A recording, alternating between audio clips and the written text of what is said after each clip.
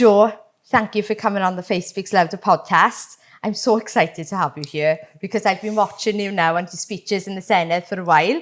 But firstly, can I say congratulations? Thank you very much. For winning your constituency. I think we need more people like you in politics. Your speeches have been unbelievable. Do you find that you are making waves in the Senedd right now? Yeah, well, at the moment I certainly am, or have been. Obviously on recess now, so it's nice to sort of take my foot off the pedal a bit. But Sure. yeah, and obviously I sort of made waves. Didn't really intend to be honest. It kind of just happened.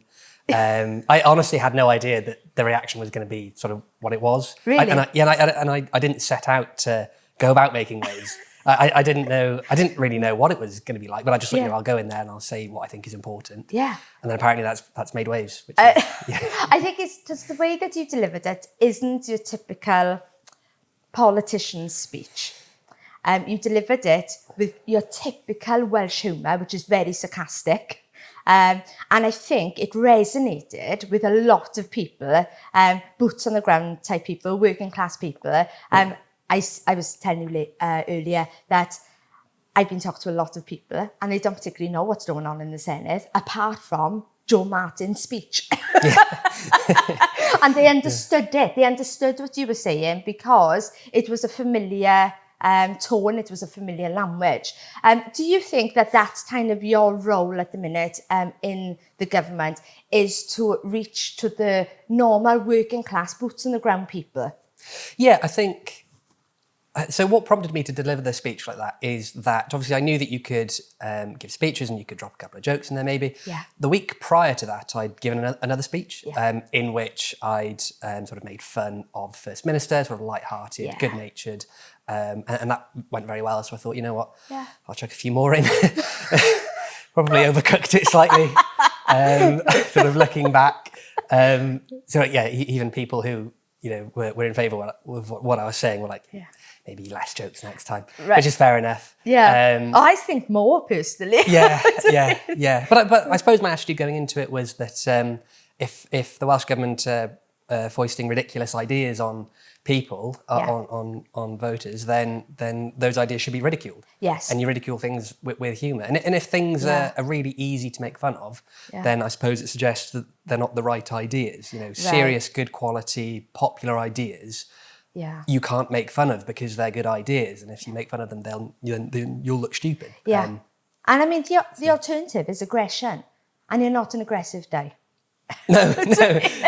So you're not going to be screaming and shouting and arguing with people. You're just going to deliver in the tool that you have in your arsenal, which is humour. Yeah. And I sort of just delivered the speech that I wanted to give, and that I'd would have liked to have heard as well. Yeah. Obviously, I understand that most speeches aren't like that in the Senedd, but then you know, a lot of speeches are given in the Senedd that don't resonate with people, and I don't want to be someone that gives speeches like that. I want to give speeches that people sort of resonate with and think are important. Now, if people haven't seen that speech, it seemed to be, because you went on about the Ugandan funding, but it seemed to be the part about students not being able to read that set them off.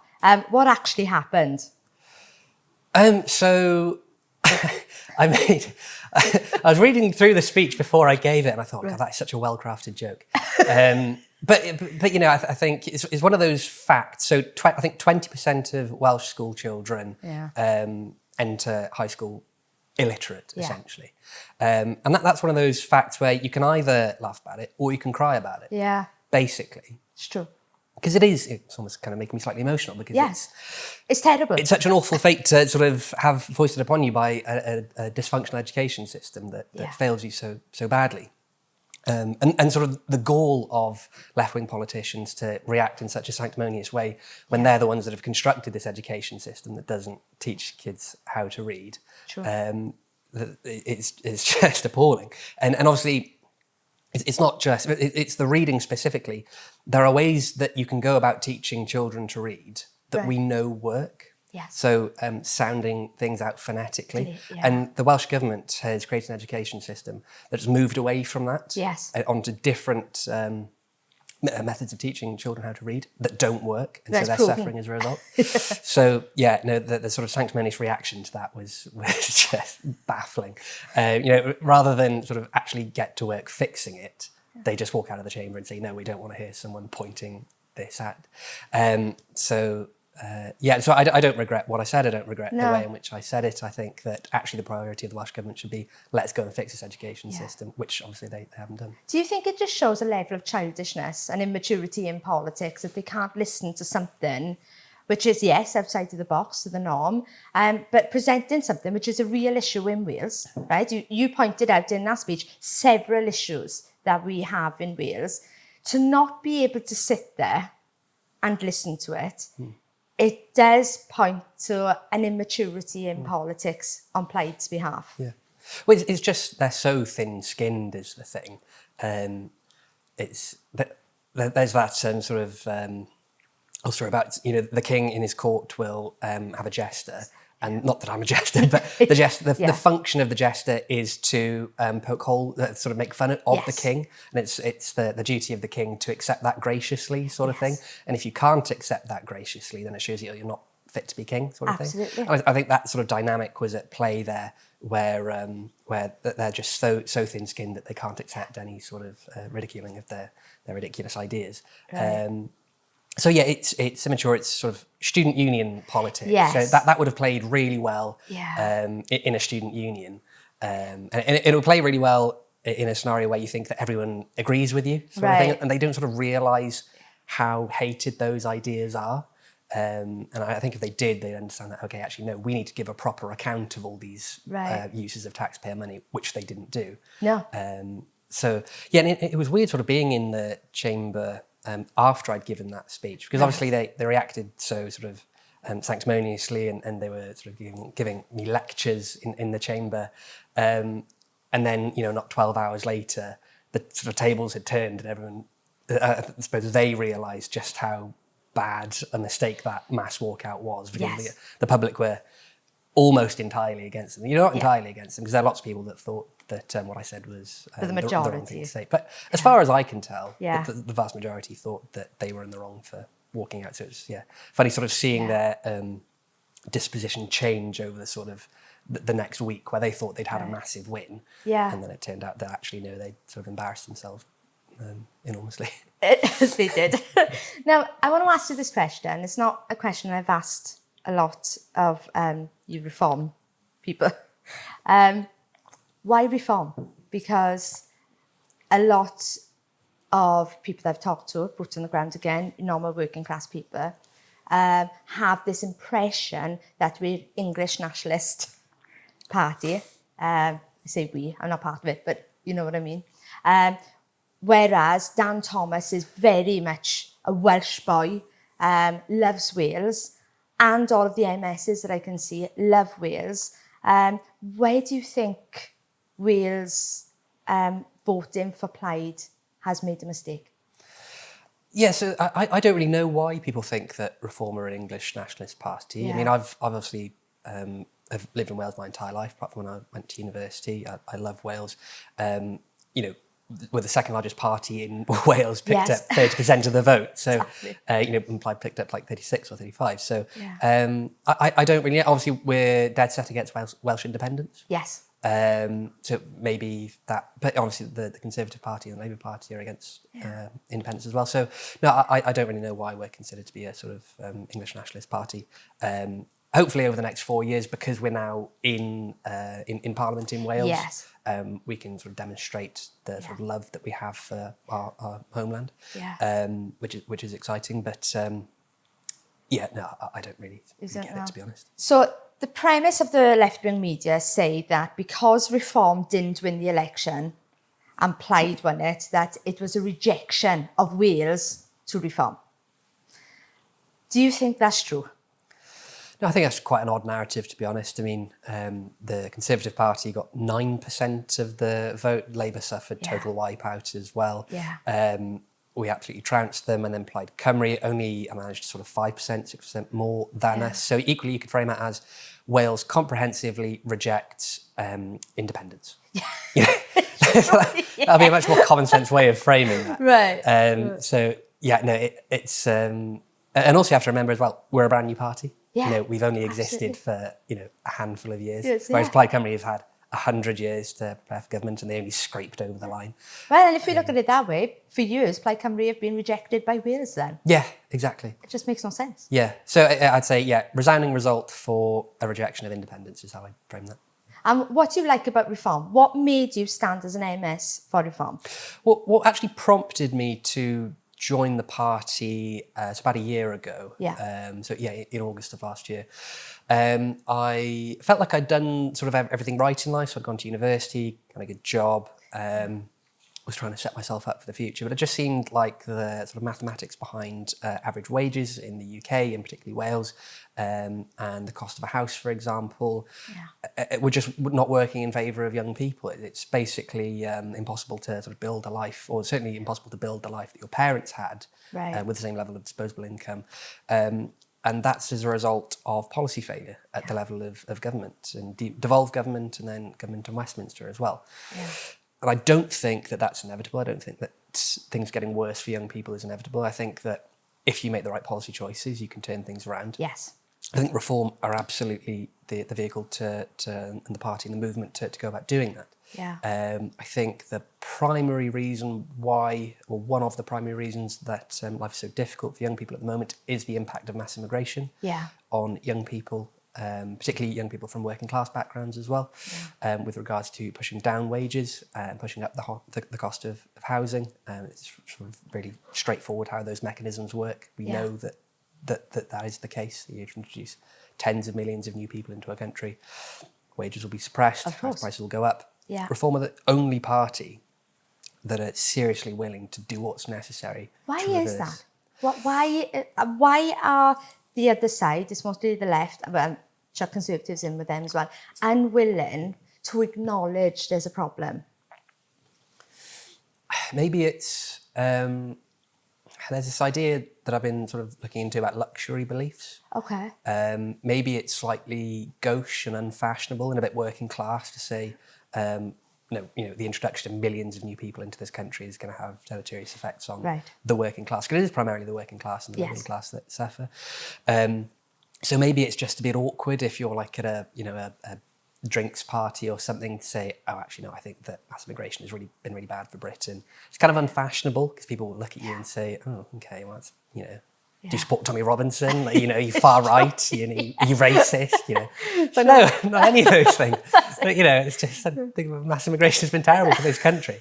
But I think, reform have moved the Overton window, and we are in the process of moving the Overton window. Yes. And I think things will change. I think to understand the sort of psychology of left-wing voters would take a very long time. Maybe it's something to do with that they're just not particularly fashionable views. They're a bit sort of difficult to bring up at nice parties, for example. And I think we're in the era of justice warriors, social justice. Where they have to kind of be standing for something so that they can seem righteous in some way. It's. I think it's important to note as well just how far the Overton window has shifted, even in just 10 years. That's true. So, because I think sort of woke really took off in 2013, 14, something like that, and then things sort of reached a frenzy in 2020. And then things have sort of slowly unwound. You can see with the trans madness, for example. Even Labour ministers have come out and saying, oh, actually, no, women are women, and men are men. And but that represents, a decade of hard work from people on the other side, standing up for saying what they believe. But it's interesting that, people maybe find value systems that they find self-worth in. I think that's always been the case. That might have been the case with sort of Christianity previously. Where, you find a really potent form of Christianity that you find sort of meaning in, and then you take that to as far as you can, which has difficult impact on people. And then that sort of morphed into a form of social justice. So, for example, in the Gospels, Jesus Christ is very concerned with ideas of social justice. I think that's somewhat reflected in the sort of the current woke movement. Yeah. Obviously, it's They've kind a of deep perversion magnified of it. Yeah. Yeah. But I think there's sort of traces of, Yes. of woke in social justice Yeah. ideas going back sort of 2,000 years. Are you a Christian yourself? Or would you consider yourself Christian? No, I was brought up to be religious. Yes. So both my parents are religious, and then I sort of was religious until university, where I sort of found, sort of not my way out of it, but maybe sort of my way through it. Yes. Into a form of religiosity or spirituality that I'm sort of, my conscience is comfortable with. Yeah. So I wouldn't say that I'm certainly not sort of a 21st century Western evangelical Christian. That I was when I was younger, but I found immense sort of value in Christian teaching. Yeah. Do you believe that we are a Christian nation and that we should stand by our morals and values that Christianity teaches, the Bible teaches? 100%. Yeah. Yeah, 100%. I think, I wouldn't just say we were a Christian nation, I'd say that we were a Protestant nation. Yes. And I think that, in the last 500 years, there's been a differentiation between the Protestant Anglo-Saxon world of the UK, the Low Countries, the Netherlands, the United States, and then France and Italy and other Catholic countries. Yes. I'd say we're a Protestant country. I think that if we are going to stand firm on those Protestant foundations, then the church will have to rediscover what made that version of Christianity so potent. And I think that's on the church to do. Yeah. And it's on us as a society to identify what made Christianity so important previously, and then to sort of separate the wheat from the chaff, or the baby in the bathwater, to identify why Christianity was so brilliant, and then how can we transpose that onto the 21st century. Absolutely. Because I think the church has lost its way. The established church, Church in Wales, but I also believe the evangelical church as well has lost its way. I think we need to get back to the ground roots, the basics of the Bible, rather than this overinflated, self-important Christianity, which I think has done some damage to Wales somewhat in the past, leading up to today. Now, I want to move on to a controversial character that you work with, called Dave Thomas. Oh, yeah. Because I haven't talked with any of the other MSs about this, but I wanted to speak with you about Dave, because I know you tell me the truth in a sarcastic manner, which is something wonderful. Now, it seems like Nation Cymru, Will Hayward, Emily Price, all of these left-wing media operations really have it in for Dave Thomas. Now, I've never met the bloke, so I don't know him personally. They keep doing articles about him, especially recently, saying that he has been thrown out of the party after 3 months. And then I find out later he's actually become the head of Wales. Can you tell me honestly, what do you think about Dave? I will tell you honestly what I think about Dave. Because I know I've known Dave for sort of about a year now. Okay. He is hilarious. Is he? Yeah, he's absolutely hilarious. He's also, he's quite scary. Yeah? He's quite intimidating. You have to be in that role, though, don't you? You absolutely have to be, isn't it? Yeah. Yeah. Because I remember when I joined the party, and I was looking at standing as a local councillor and then standing as an MS. Yeah. And everyone's like, oh my goodness, have you talked to Dave Thomas yet? Yeah. And it's like, oh my goodness, no. Who's Dave Thomas? And then you meet him, it's like, oh my goodness, it's Dave Thomas. He's hilarious. I don't know why he's been the subject of so much media attention. Yeah. It just doesn't make any sense, sort of thing. Because he doesn't do media often. I can't find any interviews and things like that. He's done a few phone things, walking and talking videos, but there's hardly anything on him. But yet they've built a narrative on him, which is bizarre. But there's very little to sort of build a narrative. What he does is he just runs the party in the background, particularly in Wales. So he's head of Wales. So, right. He's one of the most important sort of reform people in Wales. Yeah. But it's not like he's sort of in the public eye or anything. It's not like sort of me or other MSs where we're sort of public facing. So they keep sort of trying to generate stories involving Dave, and it's just bizarre, to be honest. It is. Because he's not public facing. No. It's, so the most recent story where they're trying to make an enormous deal about the fact that his job has changed, when the facts are very plain in that he was brought on to sort of set everything up Right. in the Senedd. Because obviously Reform are completely new to the Senedd, have been there before. So you need an enormous number of staff in what's called the group office. Okay. So you need researchers, press officers, secretaries, just people to basically run the party in the Senedd. So he was chief of staff and he was in charge of like setting all that up basically. Right. Because he's got the contacts and the know-how to sort of go about doing that. Yeah. Now that we've got everything set up, he's then reverted to basically doing what he was doing before, which is like running Reform in Wales. So I think his focus is on setting up the party for May's elections next year. So I don't really know why that's a news story, to be honest. I mean, maybe it's right to say that a lot of the success that Reform have had in the Senedd elections was down to Dave and the operation that he ran in the background. Yeah. I think so in the run up to the election, he was working like 20-hour days sort of thing. It's just, the busiest man in Wales, probably. And he was, very much sort of instrumental in the success that we saw in May. Because his job is to sort of deliver on what the polls are saying, basically. Right. So and also an important part of that is not to overpromise as well. Yes, of course. That's something that I know is important in his role. And if you look at what we delivered, we actually delivered exactly what we said we would. Yes. And that is as a result of the work that Dave's put in. So maybe maybe they're just trying to bring him down because he's because he's good at his job, basically. Well, yes. Reform have become successful. I mean, in such a short space of time, become the second largest party in Wales. Yeah. That's phenomenal. Yeah. But you need good people to do that, is the thing. Absolutely And I think that's what kind of maybe scares parties like Labour and the Tories and Plaid Cymru, is that we do actually have a really effective team. Yes. And the more that they can do to sort of undermine that, I suppose. Yeah. Or at least try and undermine it. I just find the whole thing bemusing, to be honest. But Well, Will Hayward came out and said that he's heard from a source within Reform that you're all falling out with each other.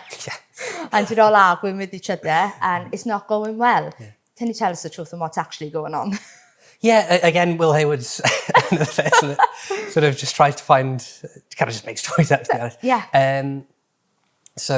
He's always got a source somewhere that'll tell him maybe anything that he wants to hear. I don't know. But he never tells you who the source is. No, I expect you wouldn't, though, would you? No. No, it's so funny because I obviously see all these news stories that he's putting out, and I'm in the middle of it, sort of thing. Sure. So it's interesting to see like sort of how things get distorted by the time, because I witness my day-to-day goings on. Sure. And then by the time that reaches Will Hayward, it's just taken on a completely new life. And it's like you go into like someone else's office, like, did you realise we don't get on? It's like Will Hayward saying that we don't get on. It's just bizarre. So that's not to say that everyone in the party agrees on absolutely everything. No, you're not going to. No, because I think that would almost be sort of stifling, sort of thing. And that becomes an echo chamber. Yeah, exactly. You need to have disagreements and debates, in the party itself in order to work out any policies that you're going to move forward with. Yeah. It doesn't work like, I agree with that, I agree with that. No, it needs to be argued over. Yeah. So I was saying to someone the other day, if you have too many arguments within a group of people, everything will fall apart. Exactly. If you don't have enough arguments within a group of people, everything will fall apart. It's true. There's an appropriate, healthy number of disagreements to have, basically. Yeah. And if we've got 34 members. If you've got 34 members and no one argues about anything, it means that people aren't saying what they think is important. No. Because it would be impossible for 34 people to agree on absolutely everything. But they're not doing their job. No, exactly. And it's like, it's okay and normal to like... Yeah. For example, I've raised the issue of climate change in the chamber, whereas other people in the party wouldn't have raised climate change because they don't see it as a sort of really important issue. Okay. But I do see it as an important issue. Yes. And that's fine. It's like it's not the end of the world.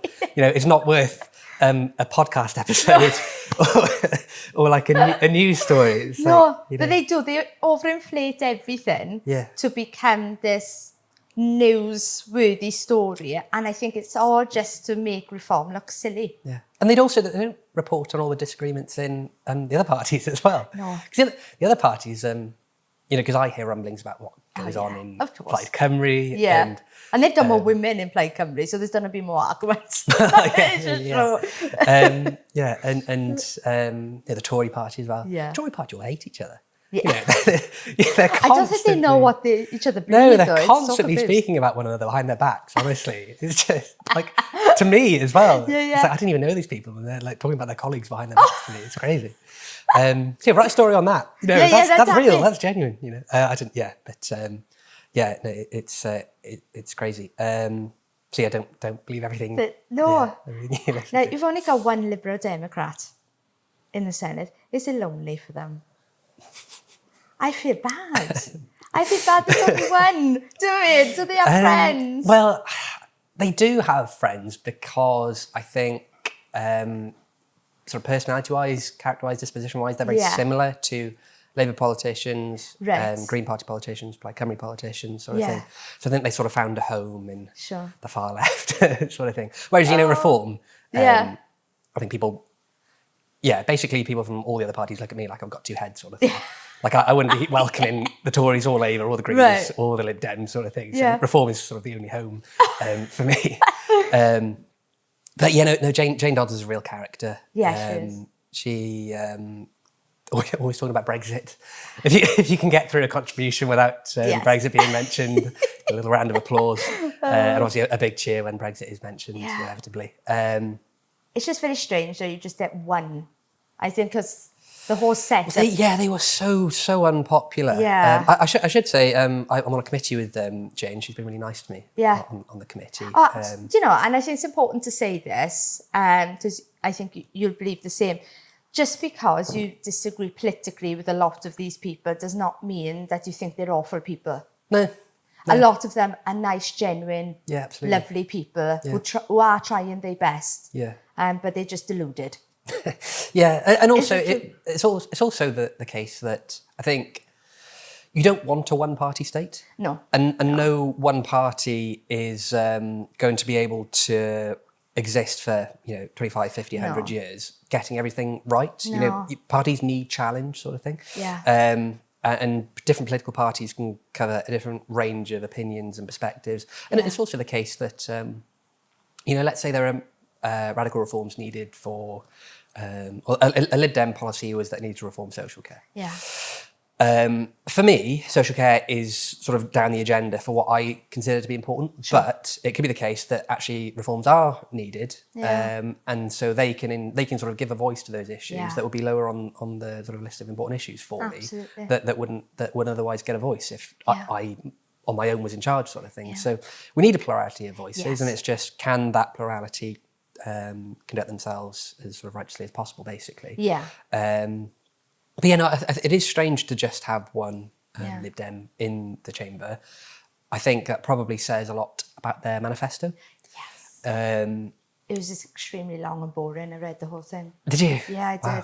I did Some series of that too. videos. Oh my gosh. But I read everybody's manifestos in full. Right. That was definitely one of the most boring I've ever read. Yeah, I think, boring is probably quite... The Greens was really entertaining, though. Well, exactly, That was fun to read. yeah. But I think boring probably might be the operative word, because the only policy that I remember from it was a rise in income tax to fund social care. Right. So I don't know how you could look at the state that Wales is in 2026 and think, you know what we need? We need to raise income tax. What planet are you living on where that's, your big... And that was like a flagship policy. That was the vote winner. Yeah. It was, you can appeal to people by raising their income tax. And what's bizarre is that in the Liberal Democrats, you had really, really good people. That we've been in touch with some really lovely people within the Liberals. But the way they think is just nuts. I think the other parties probably don't lack for niceness. No. I think there are some nasty characters in the other parties, but lots of them, and they'd obviously describe me as a nasty character. But he's not. He's been lovely. But I think there's niceness in abundance. But what there isn't is wisdom or political will to make difficult decisions. Yes. That's a really good word, wisdom. Because I think we lack a lot of wisdom within our parliamentary system. Yeah. And we need that back. So, thank you for clearing up the Dave Thomas situation as well. I know that's phenomenal. Now, what are the changes? Do you have secret speeches? Are you ready to pull out that's going to have the same effect as the last ones. You know, that's really going to change things up in the Senedd. So I suppose one thing I'm conscious of is that I don't want to go and chase headlines. No. Sort of thing, because that's one thing that I've been accused of. Yeah. It's like, Joe Martin, because I made a video on my social media about Islamophobia, and the Sure. APPG definition of Yes, Islamophobia. I watched that. And Nation Cymru obviously picked that up immediately, went to the other parties for a reaction, and I think one of the other members said, "Oh, that's Joe Martin. He just wants to generate headlines," and that couldn't be further from the truth. No. The reason I talk about all of these things is because I think they're important, and because the Tory Party for 27 years went without talking about them and waved everything through. Just a complete lack of spine and wisdom, and so I obviously have to think extremely carefully about what I say and about the way I say it. But there are a host of other topics that I think the government, Labour, Plaid Cymru, have gotten away with for far too long. So I certainly won't be backing down. No. I'll certainly carry on. I mean, so that was maybe the number one message I had from everyone after my previous contributions was, don't back down. You know, keep going. Yeah. You know, don't let the headlines and the vitriol and the walkout sort of get to you, sort of thing. Right. And it won't. So you're working on a few things now. Yeah. Again, not with the intended effect of causing a mass walkout. I really do. No. I couldn't care less if they stay or go. Yeah. You know, I'm going to say what I want to say regardless. Yeah. So yeah, not with that in mind, but with the aim of saying what our voters actually think. Yeah. Because our voters hate the racism embedded within the Anti-Racist Wales Action Plan. Yeah. You know, they hate it, and the fact that the government can impose that on our country is almost it should be criminal. Yeah. Absolutely. And there's a whole host of other things like that. So I'll be talking about those. I want to ask you about Restore.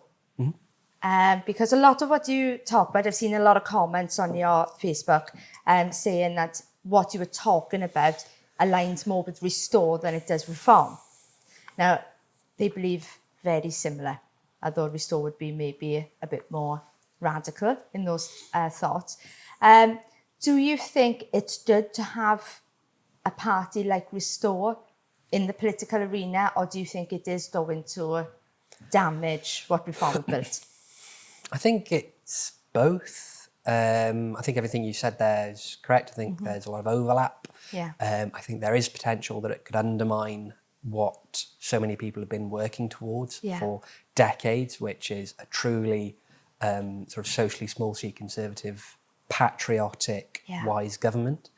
I think there's been efforts to sort of unite the right, so Conservative Party, Reform, Restore.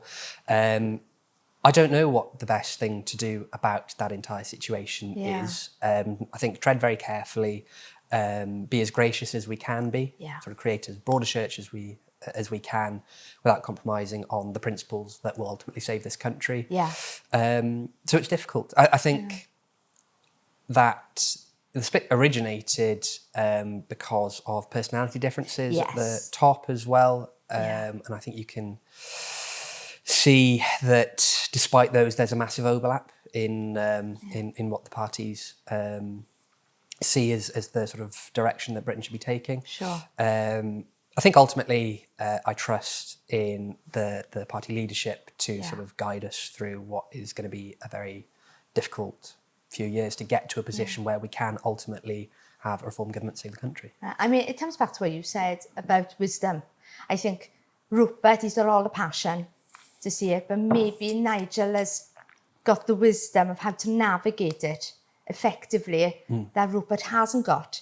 And we need politicians that have both passion and wisdom. Well, yeah, Nigel Farage is the most effective politician, political operator that this country's seen probably since Margaret Thatcher. Absolutely. I don't think people realise this. No. And they certainly don't realise just how influential he's been in shifting the Overton window sort of back towards normality and common sense is something we keep on coming back to. Because a lot of these things are common sense. Yeah. And he's sort of been a bastion of common sense for decades, despite sort of massive media attacks and assaults on him. And physical attacks and which is on him crazy. as well. Milkshakes and all sorts, isn't it? Yeah. So, I absolutely trust that he's going to be able to sort of steer us through this. Yeah. I mean, maybe it comes down to what we said about Dave Thomas. Nigel Farage on the outside doesn't look like the most likeable guy. People fear him. You have to be like that if you're going to be in a position to lead the country, because you've got to be not thinking about what everybody else thinks. Yeah, you need to have that it's sort of Lee Kuan Yew sort of whoever governs Singapore must have that iron in him. Yes. It's not a game of cards sort of thing. Right. And yeah, you've got to have that iron in you sort of thing. But I think Nigel is immensely likeable as well, because and I think a lot of his success is due to his likability, because if you go back to say 2015, no one else was saying we need to radically limit immigration to the UK. No. The Conservatives weren't, Labour weren't, Restore didn't exist. No. He was the only person that was going out on a national stage and saying we need to fundamentally change the direction of this country and we need to massively limit immigration. And that at the time, amongst the media class, was... he was accused of racism. Oh, yeah. For saying, actually, infinite immigration isn't healthy for Britain, sort of thing. Right. And I think the only reason that he was able to carry that message as effectively as he did is because he has that charm and charisma. Yeah. And to say that he doesn't have charm and charisma is just it's just a denial of the plain facts of reality. I mean, the man oozes charisma. The way he speaks in a room. People fall in love with him. He's very engaging, isn't he? Yeah. So I think it required someone with his personality and skills to get that message out there. And I think a lot of people tried and failed to do what he succeeded in doing. Yeah. So my last question to you, Joe, is what are your political ambitions? Would you like to maybe be First Minister one day? Or even further afield? What would you like to do? So when I joined the party last year, I sort of got in touch with the local chairman of the branch, and I said, I will literally do anything. I will, if you need teas and coffees being made, I will go to the branch meetings and I will make the teas and coffees, sort of thing. And then an opportunity to run as a councillor arose, so I did that. And then an opportunity as a member of the Senedd arose, so I did that. And so if more opportunities arise to do other things in politics, then I'll sort of throw my hat in the ring and I'll try and do those. But I suppose fundamentally, I believe in the importance of true speech. So John chapter 1, the sort of logos, the importance of true speech. So that's what I'm going to try and carry on doing, is speaking the truth about important issues and sort of see where that takes me, really. And if it means that I only serve 4 years as an MS and people boot me out afterwards because they don't like what I'm saying, so be it. And if it makes me Emperor of the Universe, then amazing. But I'm just focused on saying what I think is true and important and see where that takes me. Well, I think you're doing a phenomenal job of that. And being entertaining in the process as well. So thank you for coming on the podcast, Joe, and please come back on soon. Awesome. Thank you for having me. Thank Appreciate you. it. Cheers.